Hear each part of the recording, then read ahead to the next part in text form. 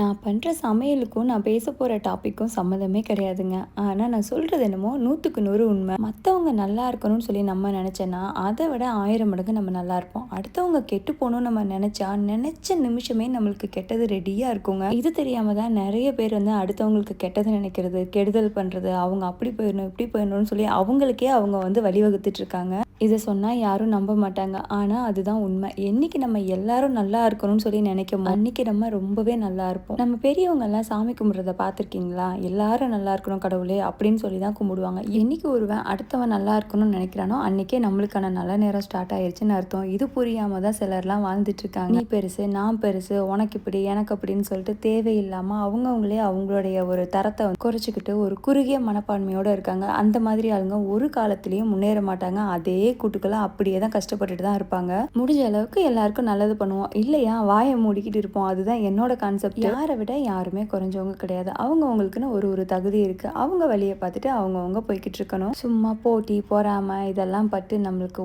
ஒரு 10 பைசாக்கு புண்ணியம் கிடையாது. முடிஞ்ச அளவுக்கு நல்ல மனசோட நல்லதா நினைச்சிட்டு சந்தோஷமா இருப்போம். மிச்சதை கடவுள் பார்த்துக்குவார். அதுதான் நான் நம்புவேன்.